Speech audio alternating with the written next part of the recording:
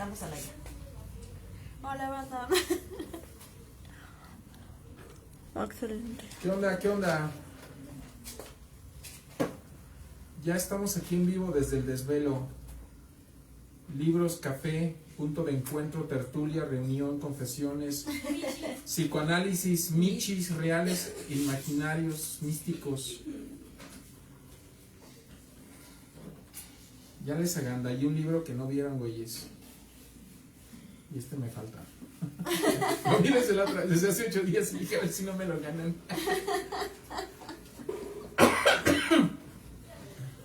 Luego así pasa, de repente son libros que tengo mucho tiempo ya con ellos. Y cuando alguien dice, oye, vengo la siguiente semana por eso, ya. La magia estuvo en que no me avisaste. Hola, ¿qué tal? ¿Cómo están? Muy buenos días a toda la gente que nos sintoniza a través de la frecuencia de www.trinsaradio.com. Y bueno, pues entramos 30 minutos con delay o con retraso de 30 minutos, una disculpa, pero bueno, aquí tuvimos que resolver algunos problemas técnicos. Ya estamos al aire a través de Trinsa Radio y bueno, saludamos a toda la gente que nos escucha como cada domingo en su programa En Pos de la Palabra. También le enviamos un cordial saludo a nuestra voz en off, Rosa Carmen Santos, y también a nuestro administrador de redes sociales, Víctor Emanuel Rentería Martínez. Le saludamos y le mandamos un fuerte abrazo. Y bueno, pues él está ahí ya en las transmisiones de Facebook. Estábamos tratando de resolver este problema y bueno, teníamos esa opción de transmitir a través de Facebook únicamente, pero bueno, ya lo logramos resolver y ya estamos aquí desde el Desvelo Café y Libros en su nueva ubicación, Francisco Márquez número 2A. Y bueno, pues agradecemos a nuestras anfitrionas Rocío B. Ortiz y Brenda Ortiz García por el espacio y por recibirnos aquí en el Desvelo Café y Libros. Y bueno, pues ya vámonos sin más preámbulos. Saludamos a nuestros invitados el día de hoy, a Carlos Campos y a el maestro Jesús Arazúa. Como saben, tenemos un programa especial el día de hoy. Vamos a hablar acerca de la obra del maestro José Agustín. Y bueno, pues vamos a dar inicio, pero me gustaría que nuestros invitados se presentaran así que por su propia voz, que se presenten, nos digan qué es lo que hacen, cuál es su experiencia en el andar literario y bueno, a qué se dedican actualmente, y posteriormente pasamos ya directamente a platicar acerca de la obra del maestro José Agustín. Pues bueno, ¿quién quiere iniciar? Carlos. Hola, soy Carlos Campos. Gracias, Mau, gracias, maestro Jesús, por esta mesa de charla en torno al máster José Agustín. Pues soy Carlos Campos, me dedico a la educación, soy periodista, autor, editor. Tengo una columna en el Diario de Querétaro que ya próximamente va a cumplir 10 años. Se llama el libro de cabecera. Escribimos y además soy músico desde 1994. Y bueno, mi nombre es Jesús Arazúa, yo soy maestro también, trabajo en San José Iturbide y en la zona noreste de Guanajuato, en la normal de Guanajuato, ahí en San José, en el Conalep de San José, en la secundaria del siglo XXI en Tierra Blanca. Y bueno, me gusta escribir desde hace muchos años, ya cumplí 24 años, estamos cumpliendo este año de publicaciones, más otros 10 de escritura, de escribir. Y pues bueno, de repente por ahí tengo mis columnas, La Nave de Papel, que también ya tiene muchísimos años, como del 2000 hacia acá. Y bueno, pues es como la idea, ¿no? Estar transmitiendo, provocando que los demás lean, ¿no? Bajo como siempre, el eslogan, yo provoco leer. Canto con niños, cuento para cantar como niños, son cuentos, canciones para niños. Perfecto, bueno, pues gracias a Carlos Campos y a Jesús Arazúa por presentarse en su propia voz. Y bueno, pues es importante también conocer el trabajo que están realizando nuestros invitados. Y bueno, pues vamos a dar inicio a esta plática, conversación, charla acerca de la obra del maestro José Agustín. Bueno, cabe también señalar que esta iniciativa surge de la idea del maestro también Raúl Huerta. Sí es. Lamentablemente no puede estar acompañándonos, pero bueno, ojalá y este espacio después se pueda trasladar a otros foros y se pueda ampliar la charla, ¿no? Ya incorporando al maestro Raúl Huerta, incorporando también a otros escritores o escritoras, y bueno, pues que se pueda ampliar en otro foro o en varios foros, y bueno, se dé justo eso, ¿no? Un diálogo entre ustedes, los asistentes, y se pueda hacer un conversatorio bastante interesante. Pues bueno, como saben, o bueno, la mayoría de la audiencia sabe, lamentablemente el maestro José Agustín falleció en días recientes, y bueno, hacemos este programa para hablar de su obra, de su legado, y bueno, con todo respeto hacia su familia. Conocemos a Yolanda de la Torre, que es su sobrina, le mandamos un fuerte abrazo, y también a su hijo José Agustín Ramírez. Somos por ahí también contactos en Facebook, y hacemos todo esto de manera como un homenaje, y sobre todo con mucho respeto hacia la familia y hacia el maestro José Agustín. Pues bueno, vamos a dar inicio sin más preámbulos y a ver qué nos tienen que comentar acerca de la obra. ¿Quién quiere empezar? Maestro, pues el día de que nos enteramos del fallecimiento del máster Agustín, ya también sabíamos que alrededor de 2 semanas antes se había despedido, ya decía que ya su trabajo aquí había terminado. Muchos lo recibimos como un mensaje de despedida, no solo del plano literario, del plano de su trabajo, sino que también una despedida para todos nosotros. Yo he dicho que hay hijos putativos, bastardos, ilegítimos, legítimos, reconocidos, no reconocidos, o que niegan la influencia de Agustín, pero en realidad muchísimos de los narradores de nuestra generación, de la generación del maestro Sarasúa y un servidor, pues la verdad somos hijos de José Agustín. Como no tuvimos el alcance para escribir como Octavio Paz, como Monsiváis, pues nos hallamos en las mieles de la prosa de José Agustín, y muchos intentamos, imitamos, queremos escribir como él, incluso hasta la fecha. Para mí implica una gran influencia José Agustín. La tarde de este martes, el mundo literario se despidió de José Agustín Ramírez, un ícono de la literatura mexicana contemporánea, quien antes de que cumpliera 30 años ya era considerado el hermano menor de Jack Kerouac, de Jim Morrison y de Salinger. Por el periódico francés Libération, Agustín deja un legado imborrable en la cultura literaria de México. Guerrerense de corazón, nació en Acapulco y autodidacta feroz, José Agustín falleció a la edad de 79 años, dejando tras de sí una obra que marcó un hito en la narrativa mexicana. Su hijo, José Agustín Ramírez, que le mandamos un afectuoso abrazo, como ya lo adelantaba Mauricio, quien describió a su padre como un amante de la comida y los placeres, fue quien anunció la triste noticia. Aunque se le atribuye ser el mayor exponente de la literatura de la onda, término acuñado o apodado por Margot Glantz, José Agustín siempre se mostró renuente a asociarse con esa etiqueta. Su estilo de escritura ameno y de fluida lectura lo destacó desde temprana edad, cuando publicó su primera novela, La tumba, una novela imperdible, indispensable. La publicó a los 20 años de edad con el apoyo de Juan José Arreola, ni más ni menos. Su influencia literaria resonó en tierras queretanas, como bien da cuenta nuestro compañero el máster Raúl Álvarez Huerta, quien en su Facebook colocaba: ha fallecido mi maestro, mi gurú, mi sensei, mi inspiración, según escribe nuestro cronista en el perfil de Facebook. Nacido en Guadalajara, Jalisco, nació en Acapulco. José Agustín pasó gran parte de su vida en la Ciudad de México, donde estudió cine y letras, destacándose no solo como novelista, sino como guionista cinematográfico. Sus contribuciones al cine incluyen los guiones para películas como 5 de chocolate, 1 de fresa y El Apando, esta última basada en la novela de José Revueltas, dirigida por Carlos Pero. Agustín fue un prolífico escritor con novelas emblemáticas que dejaron una huella imborrable en la literatura mexicana, como El Rock en la cárcel, De perfil, que es quizá mi favorita, y Se está haciendo tarde, Final en Laguna. Exploran temas como el rock, el alcohol, las drogas, los conflictos familiares y, como no hay que decirlo, el sexo, capturando el espíritu rebelde de la década de los años 60 en la Ciudad de México. Además de su contribución a las letras, a la narrativa, Agustín incursionó en el teatro con Los atardeceres privilegiados de la Prepa 6, Abolición de la propiedad y Círculo vicioso. En televisión dirigió y condujo el programa Letras Vivas de 1985 a 1988. Su incursión al cine lo llevó a escribir y a dirigir su propio largometraje, que es el único que existe de él, Ya sé quién eres, te he estado observando, en 1970. Además participó como actor en la película De veras me atrapaste, en 1983. Creador versátil, Agustín fue merecedor de las becas del Centro Mexicano de Escritores y de las fundaciones Fulbright y Guggenheim.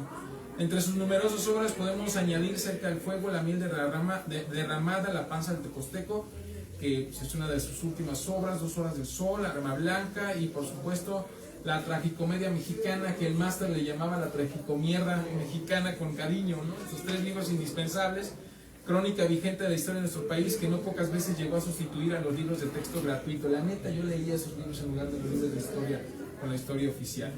Se le reconoció en el 2011 con el Premio Nacional de Ciencias y Artes y Lingüística y Literatura, la Medalla al Mérito de Bellas Artes y la Medalla al Mérito Artístico de la Asamblea Legislativa del DF. Deja un vacío José Agustín en la literatura mexicana que será difícil de llenar. Ahora, ¿qué onda?, se preguntan amigos y colegas del escritor en redes sociales. Su legado se extiende más allá de las páginas de sus libros, abarcando la rebeldía, la creatividad y el espíritu indomable que definió toda una época de la literatura mexicana. Adiós a un empedernido rock and rollero, a un escritor que desafió las convenciones y dejó una marca indeleble de resistencia, rebeldía y libertad en la cultura literaria de nuestro país. Gracias, Carlos, por compartirnos este texto. ¿Dónde sale publicado este texto? Este texto sale publicado hoy en el Diario de Querétaro, gracias a mi editora, Dona Oliveros. Se publica el día de hoy. Interesante reflexión la que realizas en este texto. Ya platicaremos ahorita en el transcurso del programa acerca de los textos, de lo que comentan, sobre todo de la obra, ¿no? Y de ese legado que deja el maestro. Quién sabe si realmente le hubiera gustado dejar ese legado o ser señalado de esa manera, ¿no? Como esta figura importante de la literatura mexicana. Pero bueno, ya lo hablaremos en el transcurso del programa. Jesús, a ver qué nos tienes preparado acerca de José Agustín. Claro que sí, y pues vamos a comenzar con la frase, ¿no? Como epígrafe, pues, el rock no morirá jamás, ¿no? Yo creo que esta frase se ha eternizado y para hablar de alguien que trabajó el rock and roll desde otro punto de vista, no desde la guitarra distorsionada y el sonido estridente, sino desde las letras, también tenemos que comenzar desde ahí, ¿no? El rock no morirá jamás. Para hablar de literatura en nuestro país es necesario vislumbrar la vasta diversidad de la cual estamos hechos. No podemos describir a los mexicanos con una sola característica. Es por ello que centramos en lo que nos ha hecho. ¿De qué estamos hechos? Nos permitirá comprender por qué somos de determinada manera. Para ello es necesario integrar varios aspectos, tales como lo rural, lo urbano, entre otros.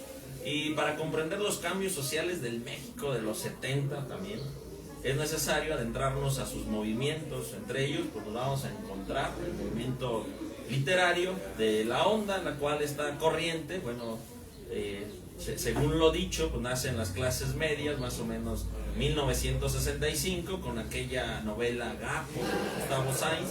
Y bueno, esta corriente se va extendiendo en todos los países del mundo y principalmente viene a raíz de las protestas de la guerra, bueno, contra la guerra de Estados Unidos contra Vietnam, al menos eso es lo que van contando los historiadores, porque ya desde entonces pues, se marca una línea notable del capitalismo, destruyendo todo aquello que era auténtico y originario. Yo conocí la onda cuando al leer los textos de Rodrigo González, el Manifiesto Rupestre y otros cuentos escritos para allá en los 80s, pues encuentro una referencia, encuentro a Parménides García y lo comienzo a leer y me doy cuenta que el rock, más allá de guitarras distorsionadas, letras urbanas de denuncia social, es todo un movimiento, ya que en torno a él existe literatura, pintura y por supuesto la música.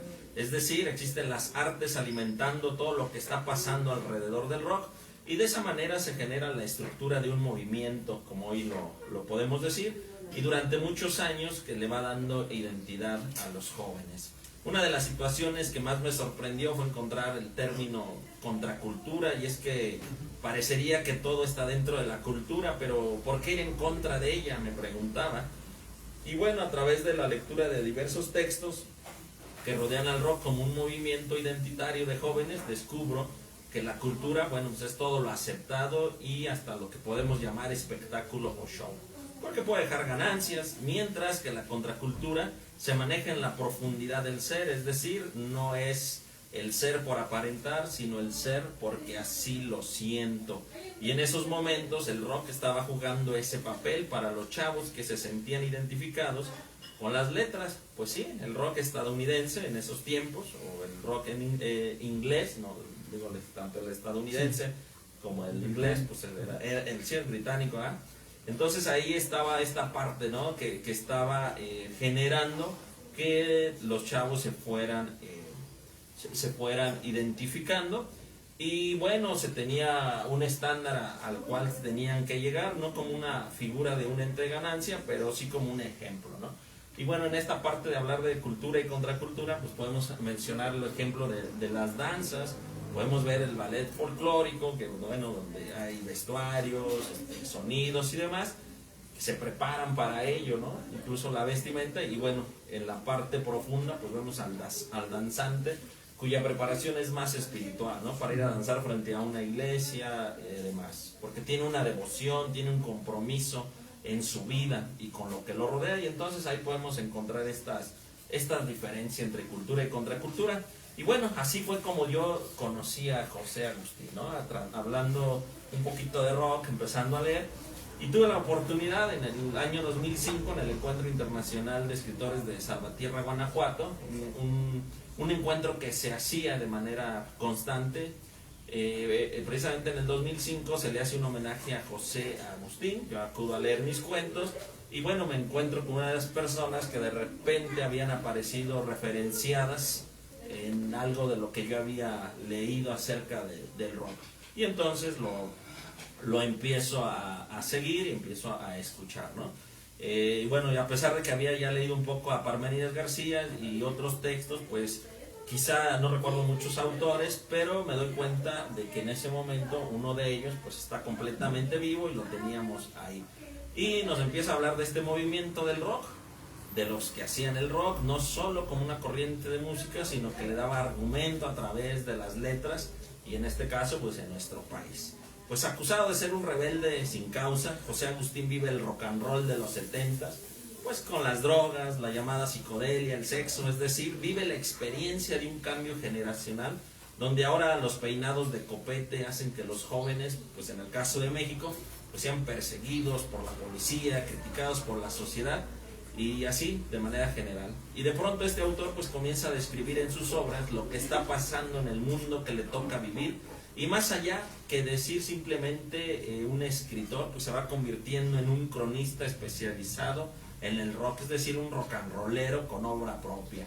De este autor se dice que en sus historias pues tiene un especial manejo de la trama, porque no va reproduciendo el lenguaje coloquial, sino que va inventando uno nuevo para celebrar pues la intoxicación, el éxtasis, cosas que en el momento de su juventud está a todo lo que da. Siempre motivado por los movimientos sociales que se gestan, y bueno, como ya lo habíamos mencionado, en torno a la guerra de Vietnam. Creo que en la obra de José Agustín se explora de manera recurrente pues la angustia de ser joven, los cambios, el enfrentarse de pronto a ser adulto y no quererlo ser. Quizá por eso la ironía en su trabajo, la manera coloquial de abordar las temáticas que incluso pues tienen humor, pero siempre muestra a los jóvenes sumidos en problemas pues de jóvenes, quizá no muy distintos a los que ahora enfrentan los chavos, pero con la mirada y la perspectiva de aquellos tiempos. Otras expectativas, con toda seguridad.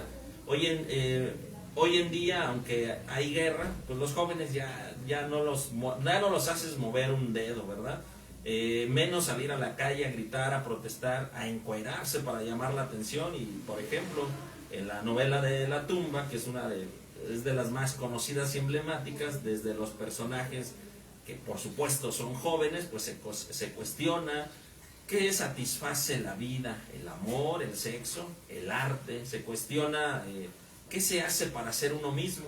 Esos cuestionamientos que han estado por muchas generaciones en la humanidad, pero que pasan y pasan los años, las modas, y esas preguntas siguen sin respuesta, pero que sí causan encrucijadas, sí causan sumisión en el miedo, sí te impactan en tu forma de ser, y entonces pues te vuelves grosero, rebelde, y haces cosas sin que te importen las consecuencias. En sus historias el autor nos cuenta de viajes, de noches míticas entre el sexo y la perdición de las drogas, que en ese momento eran las que estaban, por ejemplo la marihuana, los ácidos, el peyote, los hongos, en fin.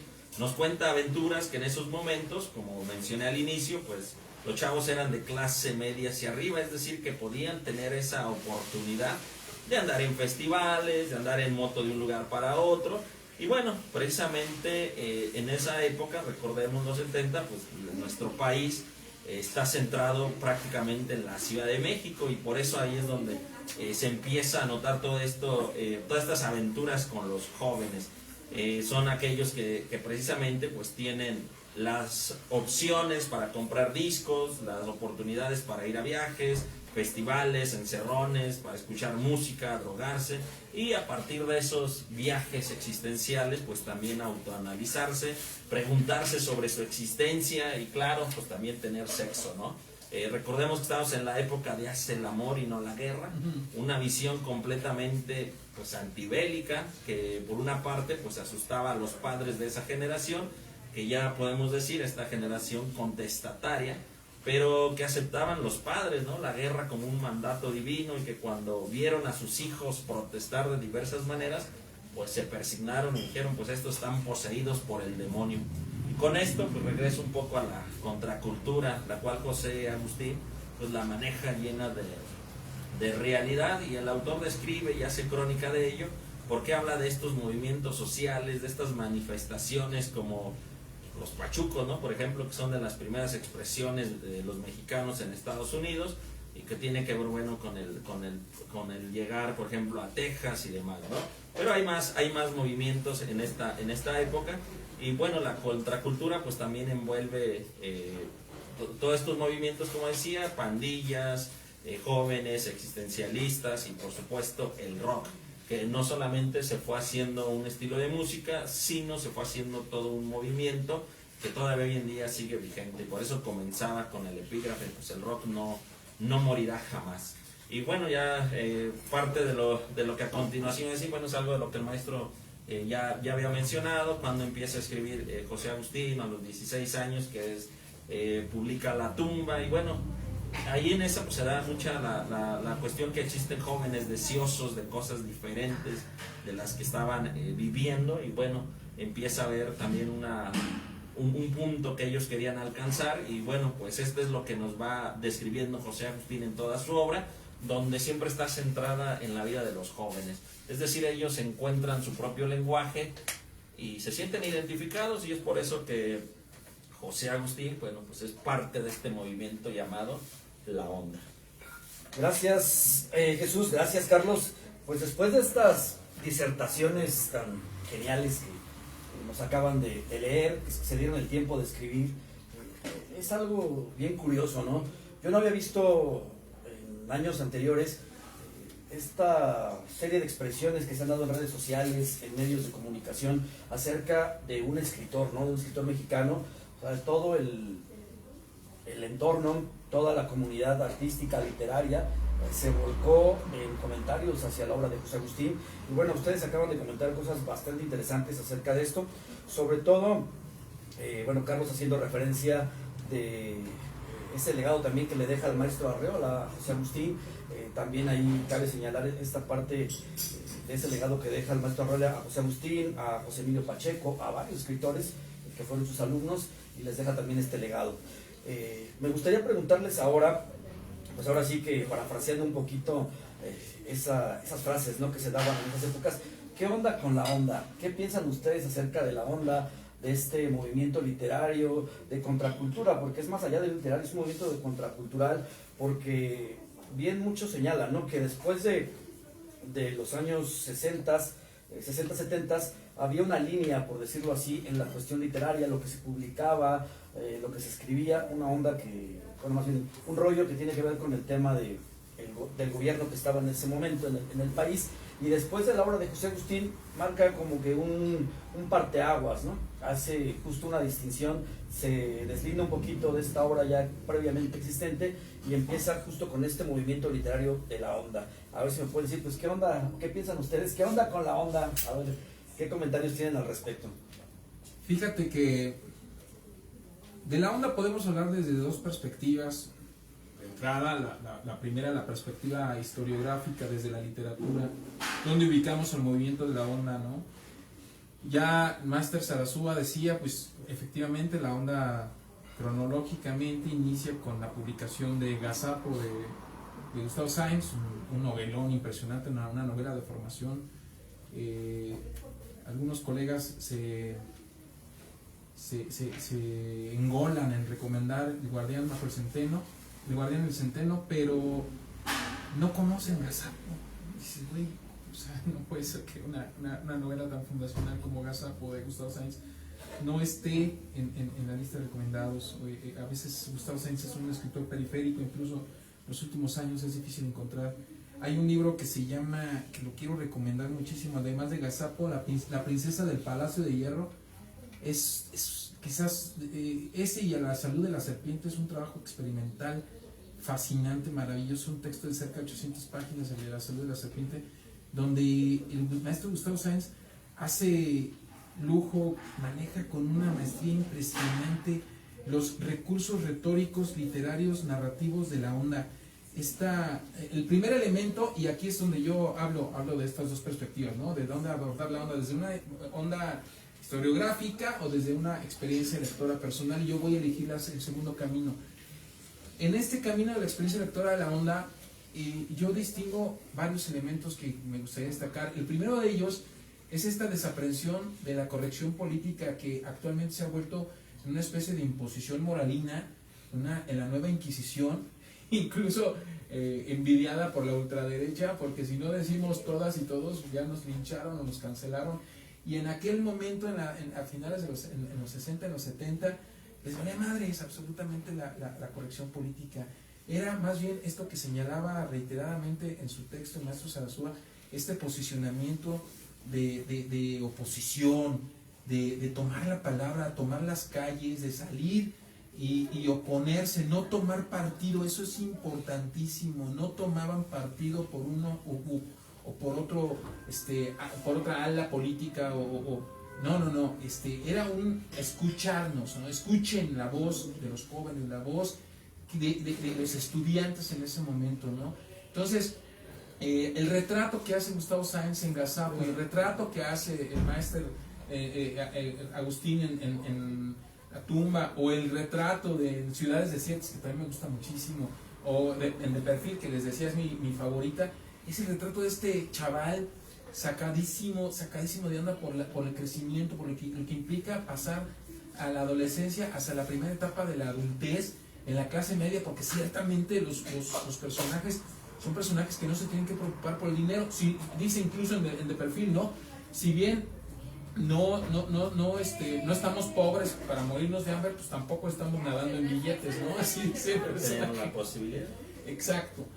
Tienen la posibilidad de acudir a conciertos, a tojines, andar en moto, viajar a lugares donde pues, uno jodido pues, no puede hacerlo. Incluso el personaje narra que en la casa de Humberto hay un jardín en donde puede salir a respirar al lado de su piedra, que es su cámara, ¿no?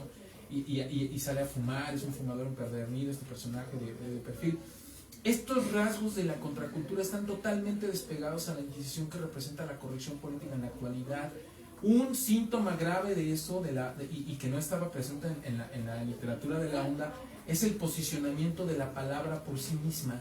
La palabra para señalar al sexo, por ejemplo, el sexo está presente en todas las obras de José Agustín y Gustavo Sáenz ni se diga. Creo que Gustavo Sáenz todavía es mucho más precoz que Agustín, es más sexoso, ¿no? Incluso rozando los linderos del erotismo urbano. Yo creo que pues, ahí está muy presente en Sáenz.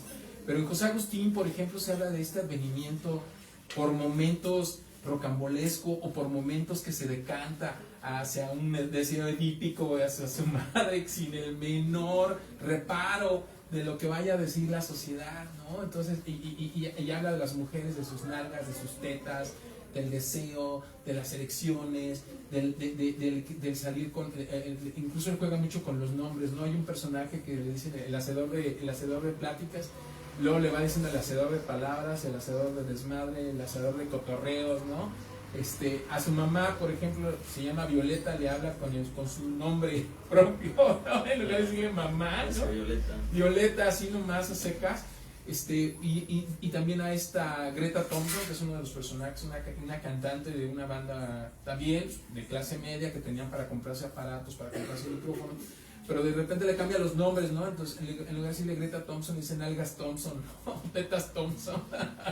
Ese es uno de los primeros elementos que quiero destacar. El segundo elemento que destaco, ya lo dijo de manera formidable Jesús Arazúa, el elemento del rock and roll, porque nos encontramos con un rock no solamente limitado a la cuestión musical, sino que permea el estilo de vida de las personas, ¿no?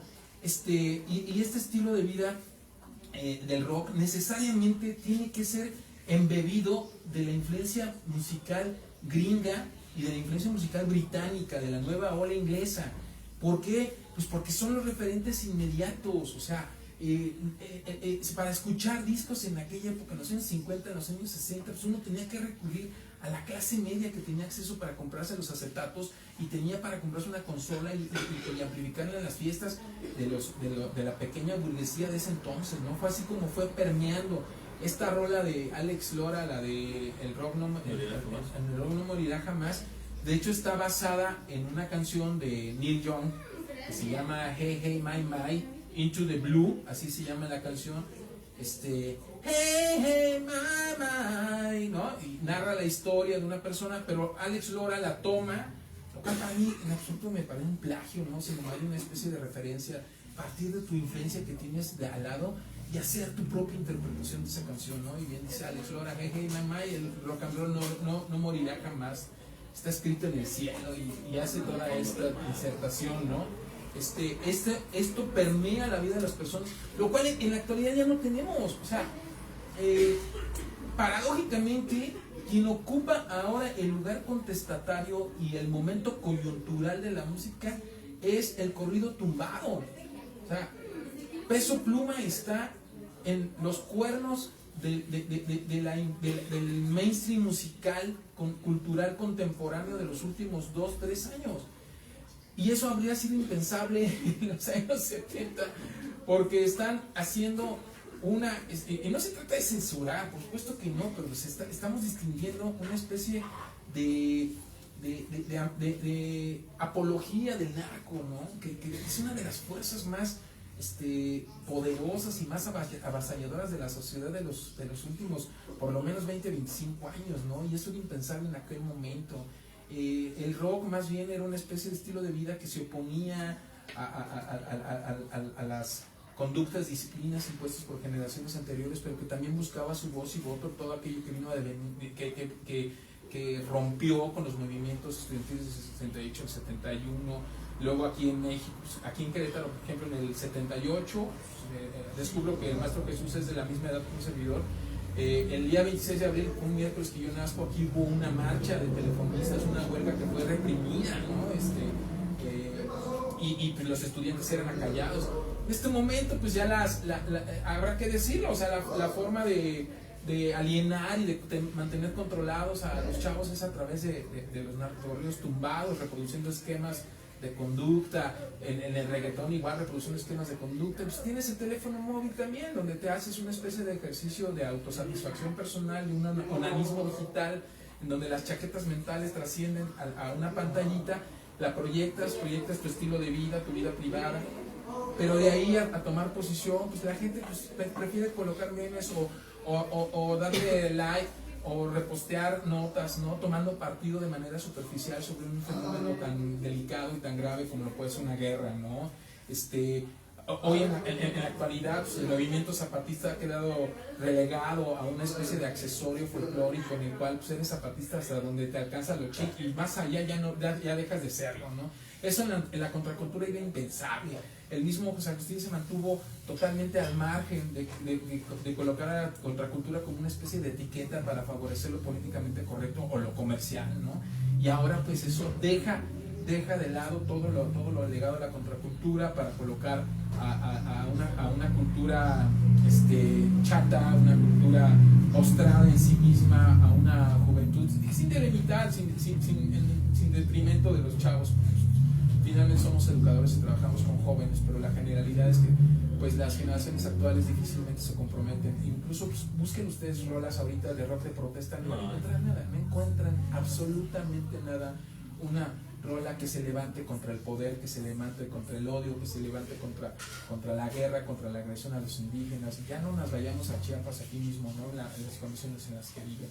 Esos son los elementos que quiero señalar al respecto, compañeros. Así es, y bueno, ¿qué onda con la onda? Como bien lo menciona el maestro, pues siempre tuvo la visión, ¿no? De ser, como dice, ¿no? La cuestión del punk, que dicen, esta idea de hazlo tú mismo porque puedes, ¿no? Y de hecho eso lo seguimos viendo. Si nos acercamos, por ejemplo, un poquito a la cultura punk de hoy en día, nos encontramos literatura en fanzines, fotocopias y demás, ¿no? Donde, como bien lo mencionaban, pues no hay canciones a lo mejor de protesta, pero quizás no canciones que estén circulando en la radio o que sean, por ejemplo, bien grabadas, ¿no? Con un productor y demás.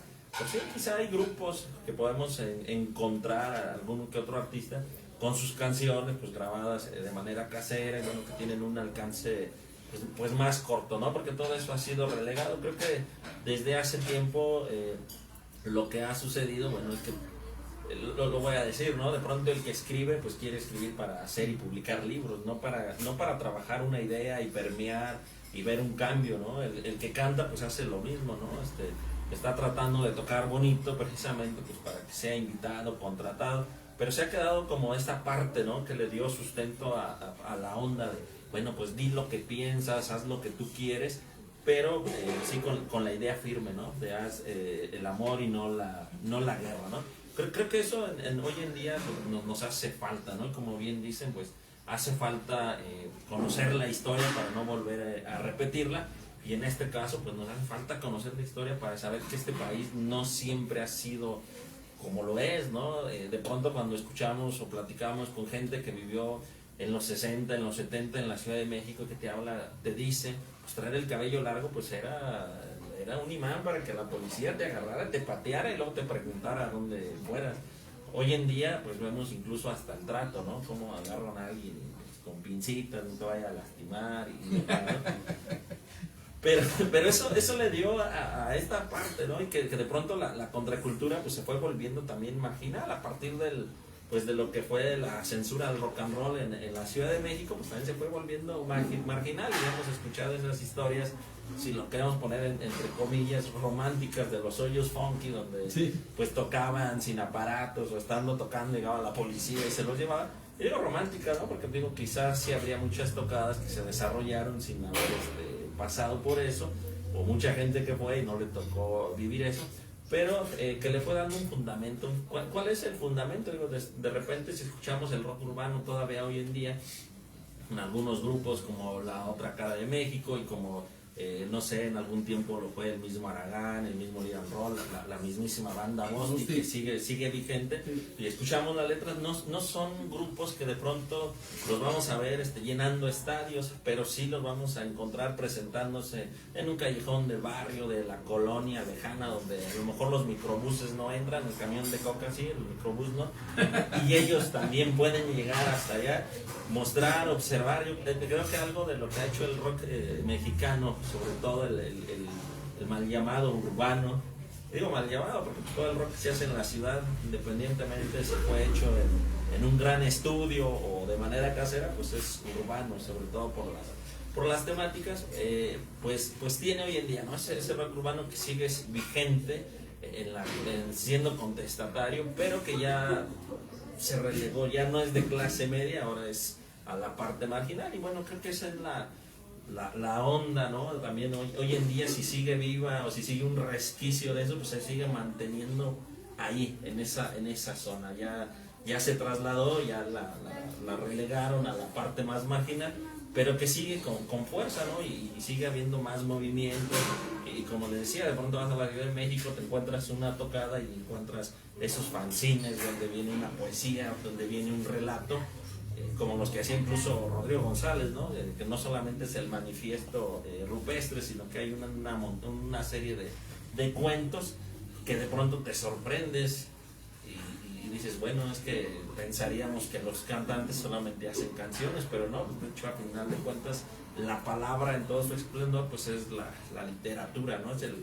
Y ahí José Agustín, bueno, pues utiliza como soundtrack de su obra, pues el rock and roll, ¿no? Y eso es algo, pues que tenemos que valorar en el sentido de que, como bien lo decía maestro, pues ya el rock and roll, no que sea visto como una pieza del museo, pero es una forma todavía, en lo que existe y el que ha ido quedando, es una forma de manifestación donde vemos reflejada la realidad. En los 70, la realidad de los jóvenes de clase media, hoy en día es en realidad las realidades de los jóvenes pues más marginales, ¿no? Sí.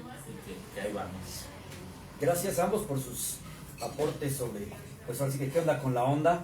Y como bien comentaba, ¿no? Pues José Agustín era un melómano en toda la extensión de la palabra.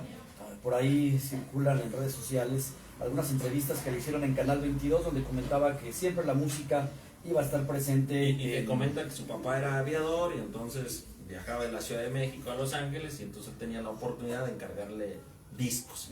Y lo que mencionaba el maestro, bueno, pues era gente que tenía la posibilidad de tener una consola y de comprar los discos. Imagínate una persona en esa época de clase baja, que su papá no era aviador, pues obviamente el disco hasta cuántos años después lo escuchó.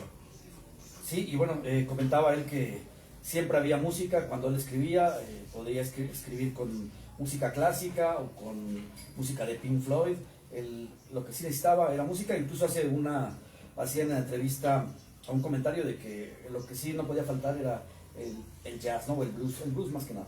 Y bueno, pues ahora continuando con este tema de José Agustín, me gustaría que nos comentaran acerca de su narrativa. ¿Qué piensan de su narrativa, de sus textos? Por ahí comentaba Carlos, yo creo, bueno, yo leyendo y haciendo una reflexión de La tumba, yo pienso que en algún punto actualmente sería hasta cancelado, ¿no? José Agustín, por su narrativa, por lo que comenta. Por ahí también leyendo, igual haciendo algunas divagaciones, yo pensaba incluso que se inventaba algunas palabras el maestro José Agustín.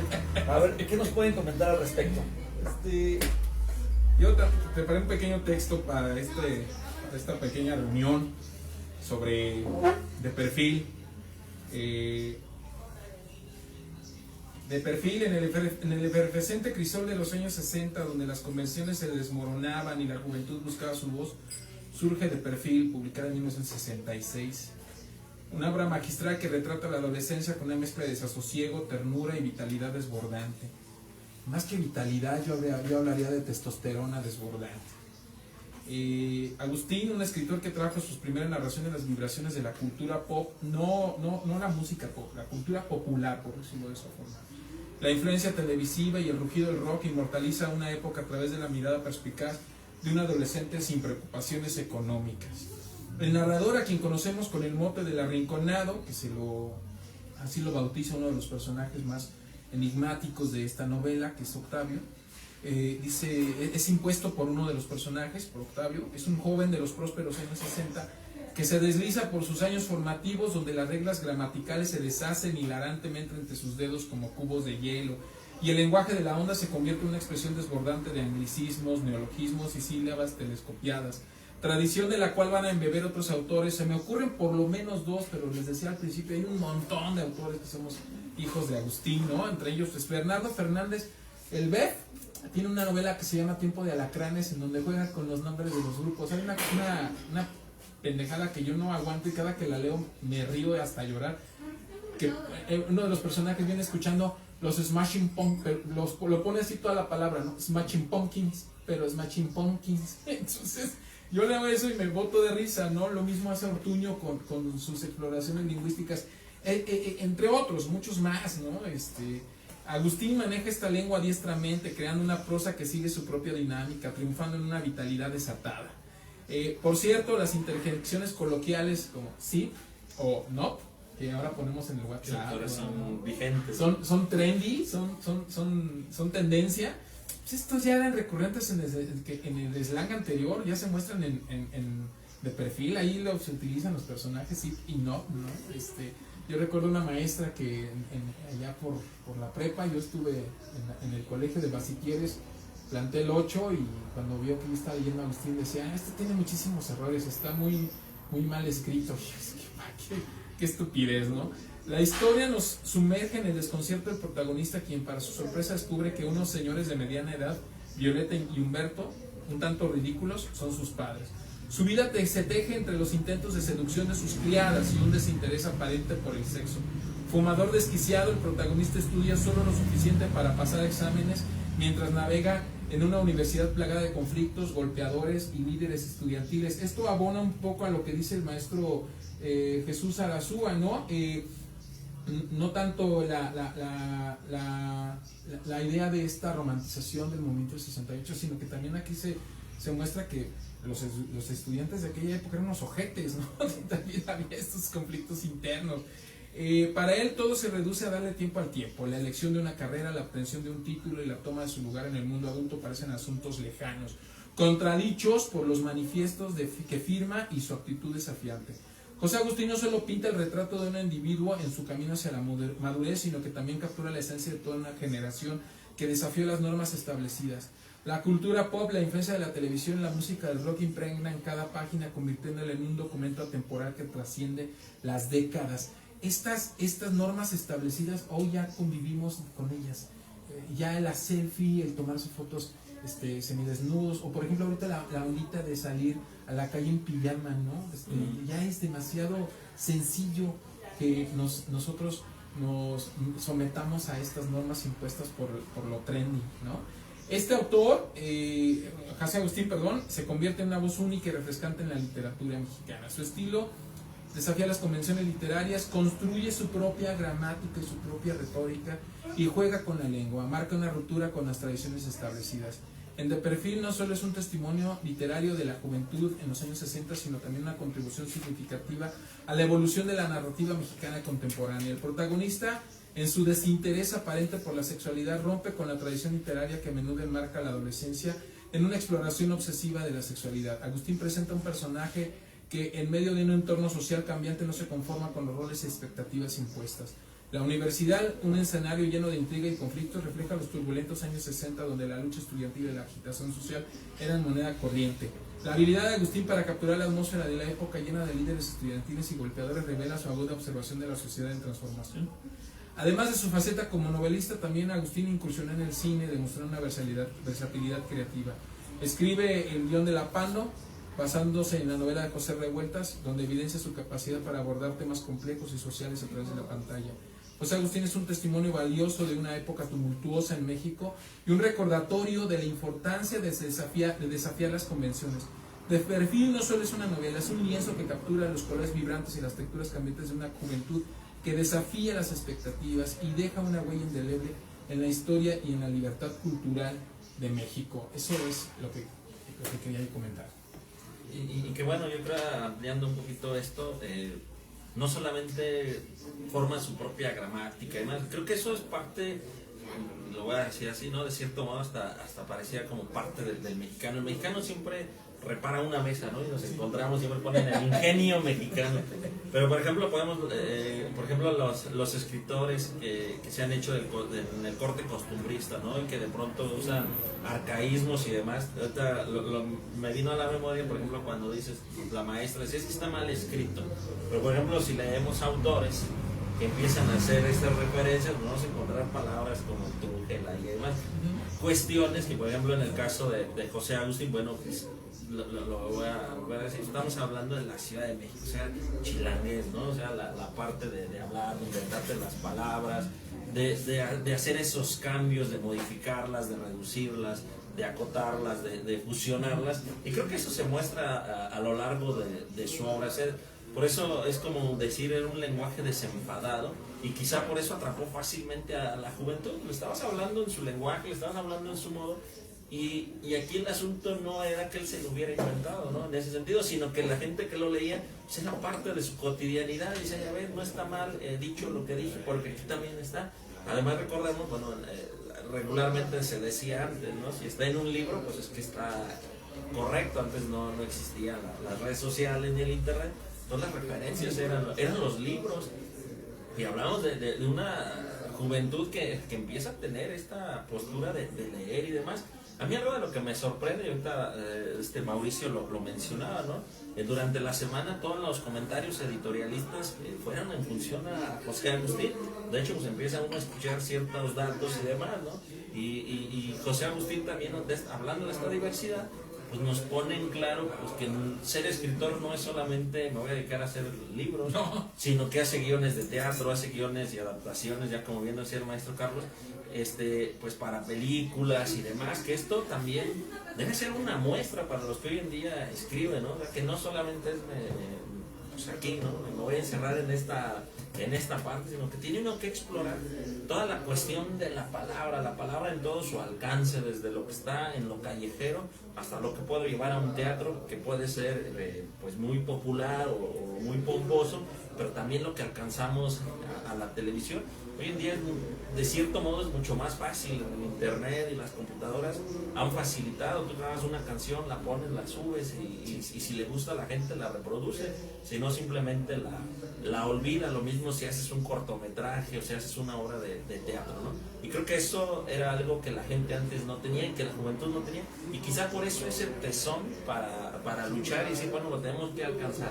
Y si no me hacen caso, o sea, si no se escucha mi voz, pues no sé, me encuero, tomo un camión, tomo, no sé, una oficina, protesto, pero lo tenemos que alcanzar. Hoy en día de pronto creemos que ser revolucionario pues, es poner una expresión en el Face y ya levanté el puño y no, ya protesté. Pero creo que va más allá, ¿no? Y creo que la juventud de antes lo entendió y por eso pues encontramos toda esta revolución. Todavía me recuerdo, antes de que muriera Carlos Monsiváis, un día estuvo aquí en la explanada de Rectoría, también de Metiche, y le pregunté, ya era cercano al 2010, porque le hicieron una pregunta de cómo veía que si México tendría otro movimiento armado, que ya se había dado cada 100 años, y me quedé mucho con la respuesta donde decía que para ese entonces el cambio tendría que ser de pensamiento y demás, y el arma de esa revolución tendría que ser la palabra. Y bueno, y esto viene contrastado, entonces se me adelantó, con la cuestión de hoy en día quién tiene la palabra, el corrido tumbado y el reggaetón, ¿no? Y cómo de pronto pues la palabra pues ha quedado en un mero adorno, ¿no? Pero antes las palabras tenían fuerza, incluso pues hay ciertas corrientes artísticas que siguen trabajando la palabra como ente comunicante, como algo que trasciende, como algo que se respeta, y que de pronto eso ya lo hemos visto perdido pues, en la música comercial, incluso en los libros, ¿no? Pues hoy en día, ¿qué libro vendes? Pues el que te habla de consejos para ser el mejor vendedor, para ser el mejor hijo, el mejor padre, cuestiones de superación personal y demás, ¿no? Que de pronto la gente se ha quedado como en esa capita. Y antes tendría que comprenderse, verse reflejado y decir, por eso me está pasando esto. Creo que eso va mucho de la mano, primero en los textos de José Agustín y de todo aquel que escribe en Vaya en la Onda, y por supuesto también en la creencia, en la visión que hoy en día se tiene. Hoy en día yo doy clases a nivel universitario, pues de pronto les preguntas a los alumnos ¿qué estás leyendo? Te dicen nada. Y de la carrera, pues tampoco. Entonces, ¿de dónde estás argumentando? Pues de aquí, de allá, poquito, ¿no? Y creo que antes, ¿no? Antes, el estudiante que iba a la universidad lo veía salir con 10 libros y, ¿qué creen? Los leía. Y hoy en día, hasta en eso creo que vamos perdiendo. Sí. Fíjate que esta gramática y retórica, como bien señala el Máster Jesús, sí, ciertamente José Agustín no la funda, ¿no? Sino que la toma y la pone en juego en la literatura. Creo que es un elemento que tiene es un elemento que está cercano y lo hace suyo y lo utiliza y lo pone ahí en su literatura, ¿no? Dice este fragmento, dice de perfil, están en una fiesta, ¿no? Y a Octavio y al personaje de Arrinconado se les pega Ricardo, que es uno de los chavos que se ponían borrachos muy rápido, que se ponían a bailar ahí solitos a querer ligar a la gente, eran de esos latosillos, ¿no? Y dice, desde el principio le botó lo extrovertido a Ricardo y habló mucho de los hits del momento, pero hits con J, así lo escribe José Agustín. Poco a poco fue sintiéndose conocedor y tras disertar sobre la verdadera agitación en el baile, puso en práctica sus teorías. Por supuesto, ninguna muchacha quiso bailar con él, pero eso no lo detuvo más que una fracción de segundo. Sus aullidos rítmicos, como él dijo, crearon un ambiente especial y al poco rato otro tipo decidió desmelenarse al compás de Capullito de Amapola. tomó a Ricardo de la mano y juntos hicieron unos pasos que Humberto hubiera catalogado como esquizofrenia. Humberto es el papá del personaje que es psiquiatra. En climas con propensión a la jotería. Que hoy en día estaría clausurado, censurado el hablar de la jotería, ¿no? Sería algo... Después de estos aportes tan interesantes que nos han realizado tanto el maestro Carlos como el maestro Sarasúa, me gustaría preguntarles qué piensan, qué piensan al respecto de, vamos más bien, ¿en qué lugar situarían ustedes al maestro José Agustín o a su obra dentro de la literatura mexicana? Y también dentro de esa misma pregunta, ahorita comentaba Jesús que ya no lee casi nadie, ¿por qué deberíamos de leer al maestro José Agustín? Yo creo que, bueno, primero tiene que ser un referente para conocer la juventud. Eso como parte de una crónica, como parte de una narrativa de algo que existe todavía, ¿no? Y existió muy probablemente, las características de los jóvenes pues siguen siendo las mismas, claro, con diferentes expectativas y demás, pero a final de cuentas creo que lo que José Agustín nos va contando es hace crónica, es decir, va plasmando la actualidad en su momento, ¿no? En este caso pues él nos plasma la actualidad setentera, quizá fines de los 60, etcétera, ¿no? Y creo que esa parte es muy rescatable de la manera histórica. ¿Por qué lo tendríamos que leer? Bueno, pues al igual que tendríamos que leer, no sé, a quien de pronto nos habla de la cuestión rural de nuestro país y demás, porque tenemos que conocer las características de lo que estamos hechos. No es únicamente como yo lo decía, ¿no? Por conocer en qué terminó la fiesta o en qué terminó el viaje, sino más bien cómo van encontrándose a través de esas preguntas que siempre tienen y de esa rebelión, que la principal rebeldía pues es el crecer, ¿no? De hecho, por ahí algunos autores mencionan ser joven y no ser rebelde, pues es hasta contradictorio. Y creo que José Agustín lo maneja muy bien, por eso se deja vivir. Hace poquito veía se me fue el nombre del autor, que hizo un comentario editorial. Bueno, él lo catalogaba precisamente pues como un cronista del desmadre. Dijo, no, es que a José Agustín tenemos que verlo así como un escritor del rock and roll, es rock and roll vivo, que sigue coleando y demás, pero es un cronista del desmadre juvenil de aquella época. ¿Y por qué lo tendríamos que leer? Pues hasta por envidia de que hoy en día ya no salimos a esos viajes, ya no salimos a esos reventones, ya no salimos a esos campamentos, a esas tocadas de rock, ¿no? que en aquellos había. Yo cuando he leído partes de su obra, digo, bueno, y hoy en día, ¿por qué no hay una y nos vamos así como ellos, aunque sea en bicicleta, ¿no? Que creo que hasta por eso tendríamos que leerlo, ¿no? Yo creo que esta pregunta es muy interesante, Mau, abonando a lo que bien señala el Máster Jesús. Fíjate que aquí en Querétaro tuvimos una persona que es una especie de resonancia de la contracultura, o yo me atrevería a llamarlo una sucursal de la contracultura aquí en Querétaro, que fue el diablo Julio César Cervantes, que en su momento fue una especie de botón detonador o botón de emergencia para el movimiento rockero de aquí de nuestra entidad. El maestro Julio organizaba los toquines, organizaba muchísimas tocadas, pero él tenía la consigna de organizar los toquines. Él tuvo la idea de ser el organizador de los toquines y así se lo vendió al gobierno. Le dijo, yo te voy a organizar los toquines para que la banda no te venga a hacer desmadre a tus festejos del 15 de septiembre o del 20 de noviembre, ¿no? Entonces eran las emblemáticas tocadas del Grito y la tocada del 20 de noviembre. Él junto con el Raúl el Araña de Radio Universidad se encargaban de ser los organizadores y los difusores del movimiento.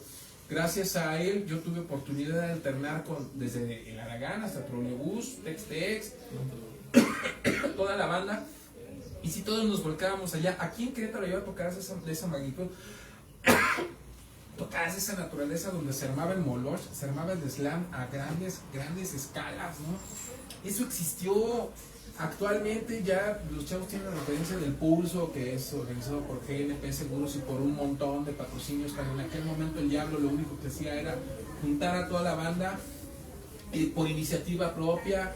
De entre la misma banda se agarraba a personal de seguridad, o entre la misma banda los boleteros.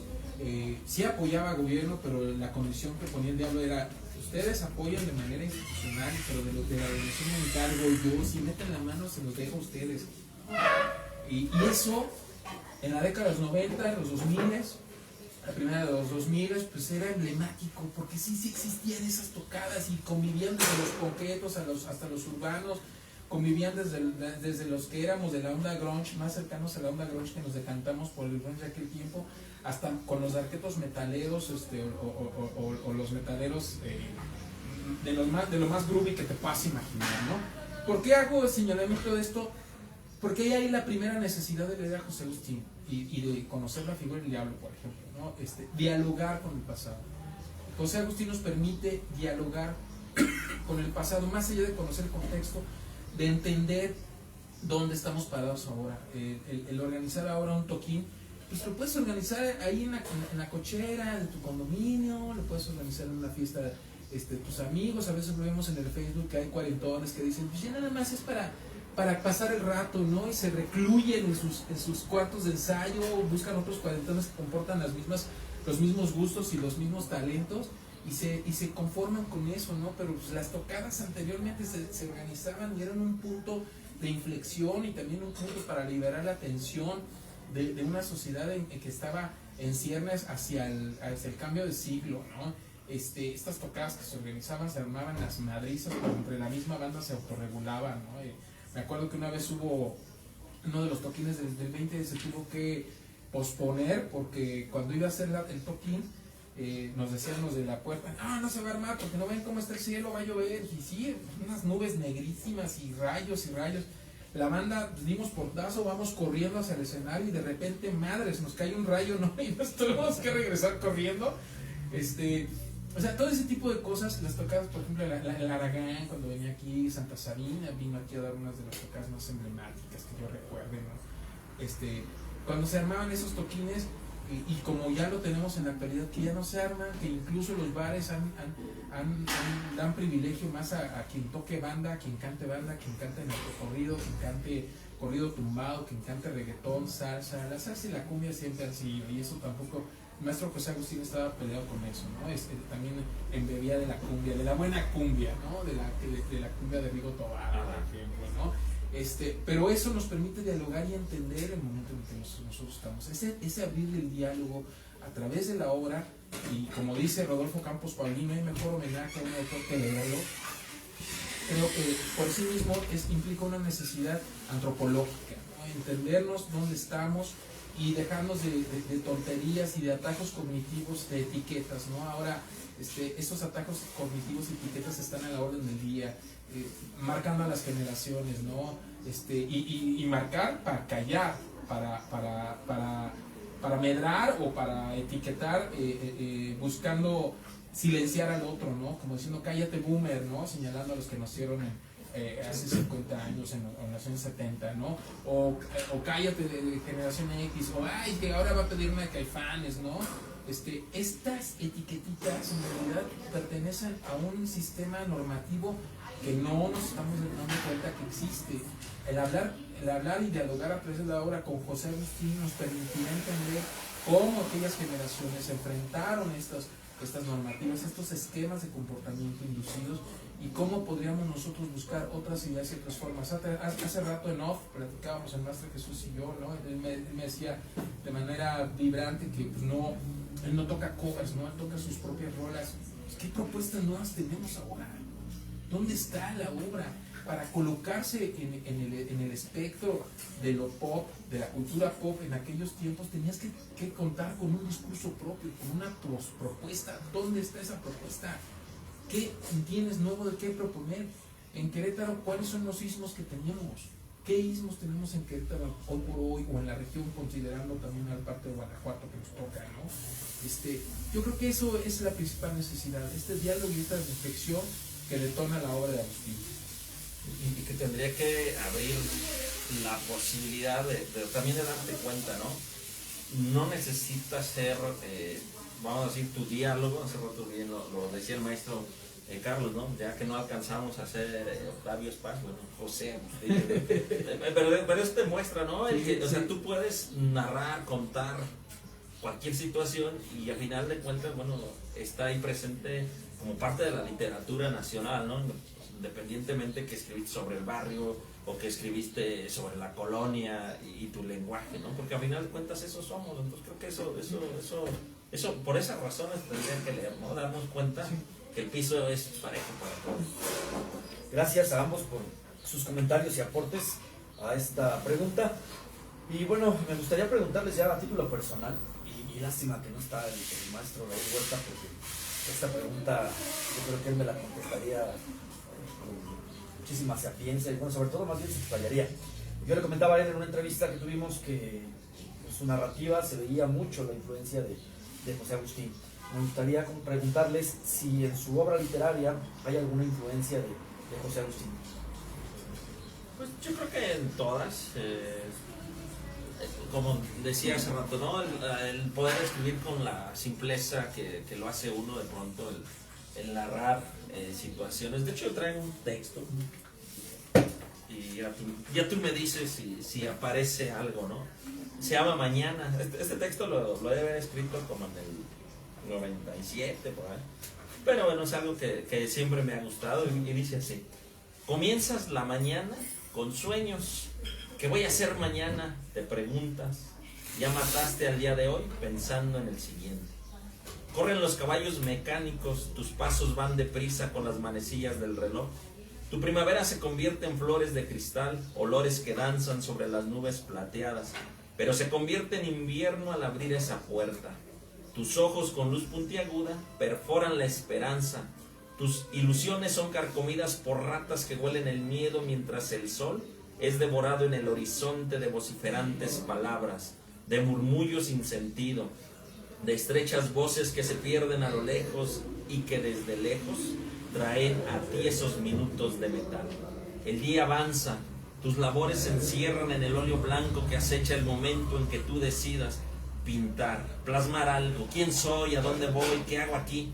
Son algunas de las interrogantes que te planteas a diario al encontrarte detrás de ese viejo escritorio en el que apuradamente golpeas con tus dedos las teclas de la máquina de escribir. ¿Por qué hago esto? Viene a tu mente. Debí de haber estudiado para doctora, tal vez debiera ser actriz o salir en comerciales, fotografiarme para revistas o quizá no debí nada más haber nacido. El reloj no se detiene, contestas llamadas, te pintas los labios, buscas ansiosa la hora de la salida y tus ilusiones vuelan. Vuelve a ti ese cosquilleo que constantemente te ataca. Atraes a tu presencia los sueños viejos, esos días que nunca fueron aburridos, salen del continuo lo mismo para soñar, desear y empezar de nuevo. Suena el teléfono, ¡chin! Aún no termino. Y el jefe ya quiere esos papeles. Viene tu superior y te regaña. No te hagas pendeja, te dice. Tú bajas la mirada y silenciosamente, presa de la sumisión, vuelves a tu quehacer. Miras tus zapatos que ya están viejos, aunque resanados por la bola que les has dado por la mañana. Tú sonríes, pero tu sonrisa es oxidada y en tus ojos se ve la noche gris de la que fuiste presa ayer. Hay sombras que entran y salen.